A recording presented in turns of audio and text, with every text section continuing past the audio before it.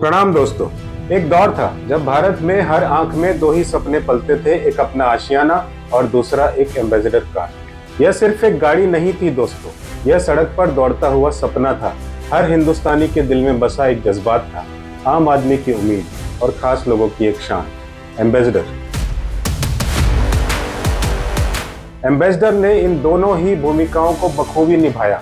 और हाँ, जब सफेद रंग में दिख जाए तो समझ लीजिए कोई बड़ा बाबू आ रहा है, ऐसा कहा जाता था। आज हम आपको ऐसे ही सफर पर लेकर चलेंगे जहां एक कार ने सिर्फ सड़कों पर नहीं बल्कि भारत के इतिहास में अपनी सुनहरी जगह बनाई। तैयार हो जाइए एम्बेसडर की अमर कहानी सुनने के लिए।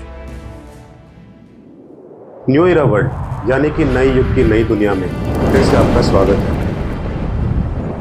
दोस्तों, हमारी कहानी आजादी से पहले साल 1942 में शुरू होती है। भारत भले ही गुलामी की जंजीरों में जकड़ा था, लेकिन कुछ दूरदर्शी लोग भविष्य के सपने बुन रहे थे। बिड़ला समूह के बीएम बिड़ला ने एक ऐसा सपना देखा जो भारत को आत्मनिर्भरता की राह पर ले जाता था। उस वक्त ब्रिटेन की मॉरिस मोटर्स की गाड़ियां भारत में आती थी और यहीं से जन्म हुआ था हिंदुस्तान मोटर्स का।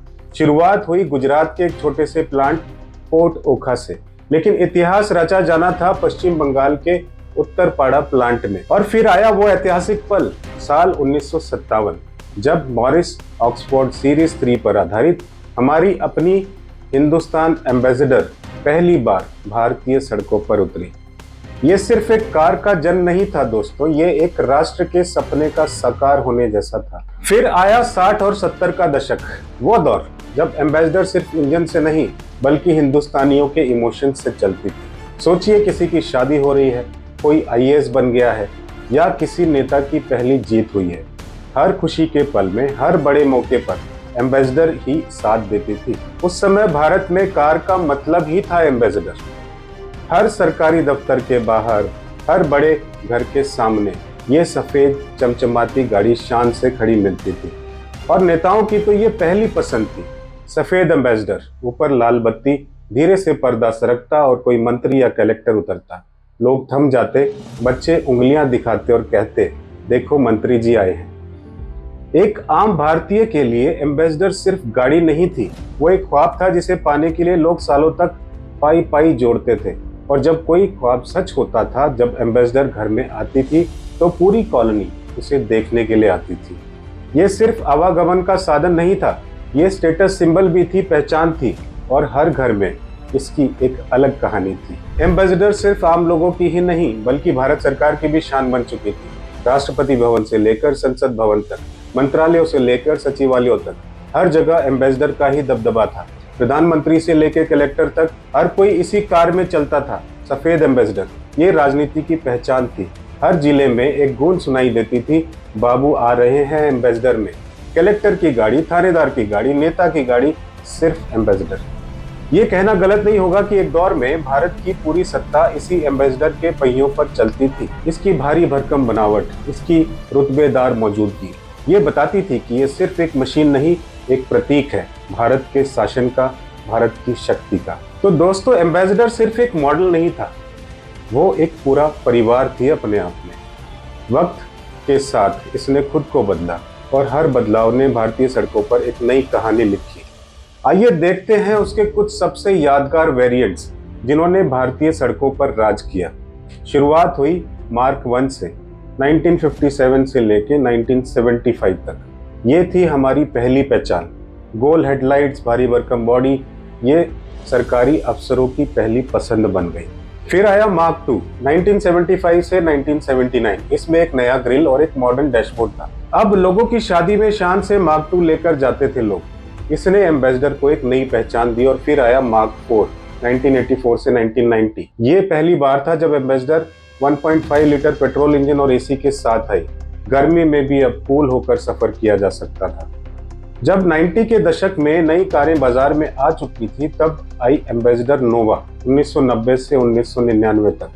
इसने अपनी डैशबोर्ड और इंटीरियर्स को अपग्रेड कर खुद को मॉडर्न बनाने की कोशिश की ताकि बदलते समय के साथ कदम से कदम मिलाकर चल सके। लेकिन असली क्रांति लाई एम्बेसडर 1800 ISZ 1993। ये थी एम्बेसडर की असली जान। पहली बार 5 स्पीड गियरबॉक्स और फ्यूल इंजेक्शन सिस्टम के साथ इसने रफ्तार और स्मूथनेस का एक नया अनुभव दिया। 2000 के दशक में एम्बेसडर ग्रैंड 2003 ने क्लासिक लुक के साथ साथ पावर स्टीयरिंग और डिस्क ब्रेक जैसी नई सहूलियतें भी दी। पुराने अंदाज में नई टेक्नोलॉजी का ये बेहद अच्छा संगम था।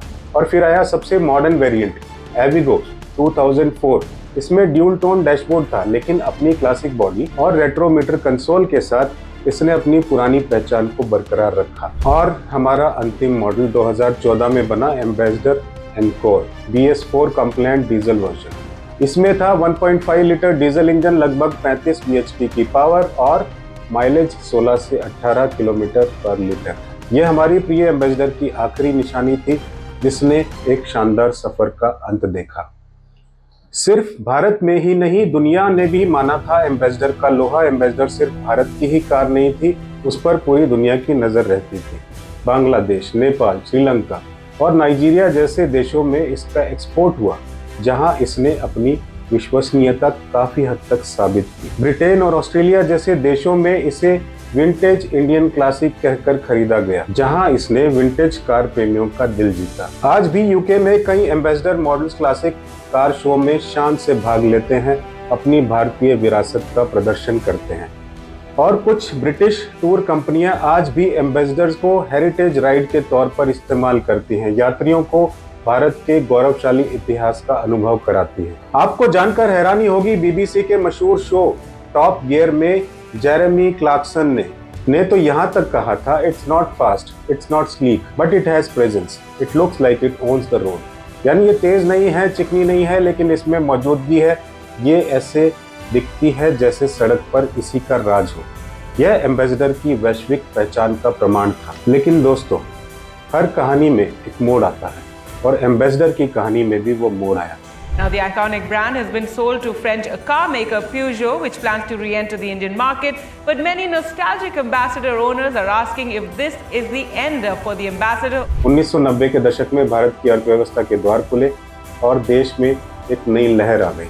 मारुति, हुंडई, होंडा जैसी विदेशी और आधुनिक गाड़ियां भारत की सड़कों पर उतरने लगी। एम्बेसडर, जो एक वक्त रॉयल्टी की पहचान थी, धीरे धीरे आउटडेटेड होने लगी। नई गाड़ियां हल्की थी, फीचर्स से भरपूर थी और माइलेज भी ज्यादा देती थी। जिंदगी के ये भी तजुर्बे होते हैं दोस्तों, सीखने वाली बात है। एम्बेसडर भारी थी, धीमी थी, लेकिन दिलों से जुड़ी थी। उसका स्टाइल भले ही पुराना था, लेकिन उसका एहसास प्योरली इंडियन था। मुकाबला कड़ा था और एम्बेसडर के सुनहरे दिन ढलने लगे थे। और फिर आया वो मनहूस साल 2014। उत्तरपाड़ा प्लांट में आखिरी एम्बेसडर कार बनाई गई। 57 साल का एक शानदार सफर थम गया। करीब 4 मिलियन यूनिट्स का प्रोडक्शन रुक गया। लोगों की आंखें नम थी, एक इतिहास रुक गया था। भारत की सबसे आइकॉनिक कार की फैक्ट्री हमेशा के लिए बंद हो गई थी। एक युग का अंत हो गया। लेकिन दोस्तों, कहानियां कभी नहीं मरती, वो बस एक ब्रेक लेती हैं और फिर से लिखी जाती हैं। और ऐसा ही कुछ हुआ एम्बेसडर के साथ। साल 2017 में एक धमाकेदार खबर आई। हिंदुस्तान मोटर्स ने एम्बेसडर ब्रांड को बेच दिया है फ्रांस के PSA ग्रुप प्यूजो को। ये सिर्फ एक बिक्री नहीं थी, ये नई जान फूंकने का, एक नए ख्वाब को दोबारा लिखने का मौका भी था। आपको क्या लगता है, फिर से लौटेगी एम्बेसडर? सड़कों का राजा फिर लौटेगा? कुछ खबरें आ रही हैं, प्यूजो और हिंदुस्तान मोटर्स मिलकर शायद 2025 तक एम्बेसडर को फिर से लॉन्च करने की तैयारी कर रहे हैं, लेकिन इस बार नई तकनीक के साथ, एक नए अंदाज में। कहा जा रहा है कि वो इलेक्ट्रिक या हाइब्रिड अवतार में वापस आएगी। कल्पना कीजिए दोस्तों, वही क्लासिक डिजाइन, लेकिन आधुनिक दिल के साथ। कुछ कहानियां कभी खत्म नहीं होती, वो दोबारा लिखी जाती हैं, और एम्बेसडर की कहानी अब फिर से लिखी जा रही है। क्या हम फिर से सड़कों पर उस राजा को देख पाएंगे? क्या ये फिर से हर भारतीयों के दिलों में अपनी जगह बना पाएगी? ये तो वक्त ही बताएगा, लेकिन उम्मीद हमेशा जिंदा रहती है। तो दोस्तों, एम्बेसडर सिर्फ एक कहानी नहीं थी, वो भारत का इतिहास थी। हर परिवार का सपना, हर नेता का साथी, हर सरकारी अफसर की शान। वो कार जो शायद खड़खड़ाती थी पर रूह से बोलती थी। वो कार जो अब भी याद आती है और शायद फिर से आने वाली है। अगर आपके घर में भी एम्बेसडर थी तो हमें कमेंट्स कर अपनी कहानी जरूर बताइएगा। अपनी सबसे खास याद एम्बेसडर के साथ क्या जुड़ी हुई थी? और एम्बेसडर के दोबारा आने की उम्मीद में इस वीडियो को शेयर कीजिएगा, लाइक कीजिएगा अगर आपको कहानी पसंद आई हो तो। वैसे एम्बेसडर ना कभी भुलाई गई थी, ना कभी पुरानी होगी। प्रणाम।